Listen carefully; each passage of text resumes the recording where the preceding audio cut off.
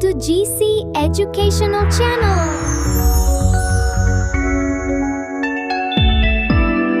Have you ever noticed how quiet the mind gets when you stop trying to control every outcome?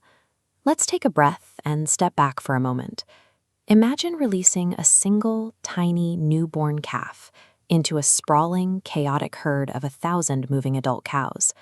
Despite the sheer volume of moving bodies, the dust and the noise, that calf will perfectly navigate the maze, moving with absolute biological certainty until it finds its specific mother. Human choices follow this same law of return.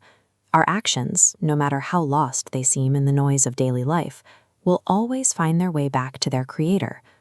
Karma operates as a closed-loop system, where every intention we output is permanently tethered to our future reality. We often assume that silent choices simply evaporate into the ether, but the loop always closes. The energy you send out is the exact data used to construct what you eventually get back. To see exactly how this unbroken loop of consequence plays out in practice, we can look to an old story from the ancient kingdom of Harithanagaram.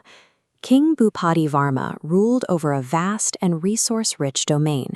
His authority was absolute, and his daily schedule was consumed by the endless logistics of managing a massive state. One afternoon, he paused his regular duties and summoned his 3 most trusted government ministers to the throne room for a highly unusual, almost menial assignment. He handed each man an empty burlap sack. Their orders were simple: walk out into the deep forest, fill the sack with fruit, and return to the palace before the sun went down. There were no guards sent to watch them, and no specific types of fruit requested. This extreme simplicity created a total vacuum of oversight, forcing each man's true character to dictate his strategy. The first minister approached the forest with a mindset of diligence. He treated the king's request as sacred, spending hours walking miles through the trees to curate only the finest, freshest fruits he could find. The second minister operated entirely on apathy.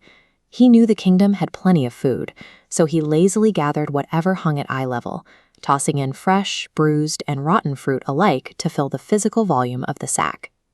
The third minister was calculating. Reasoning that a busy king would never look inside the bags, he spent minutes stuffing the majority of his sack with dry leaves and sharp twigs, hiding the debris with a thin layer of fruit. Both the second and third ministers shared the same flaw: the belief that their work would only be judged on its superficial appearance. By sundown, all 3 men had created the illusion of compliance. They stood before the throne, each holding a heavily stuffed, seemingly identical sack. But the king barely glanced at them. Submerged in state affairs, he waved off the bags without untying a single knot.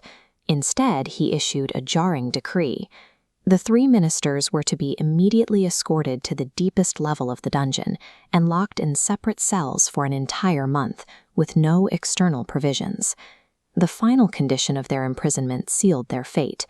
Their only source of food and survival would be the exact contents of their sack. The king had engineered a closed-loop system where each man was forced to physically consume his own work ethic for 30 days.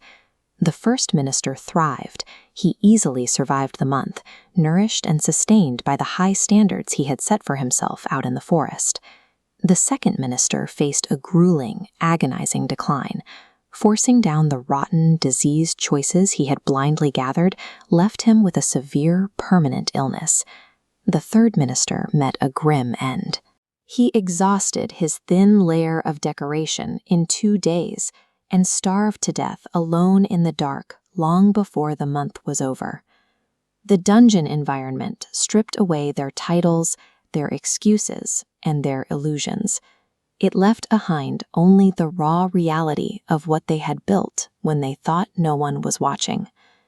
The universe, much like that preoccupied king, reflects our own output back to us with perfect accuracy. Every unmonitored choice we make is another item dropped into our own empty sack. The only question left is, what kind of feast are you preparing for your own future?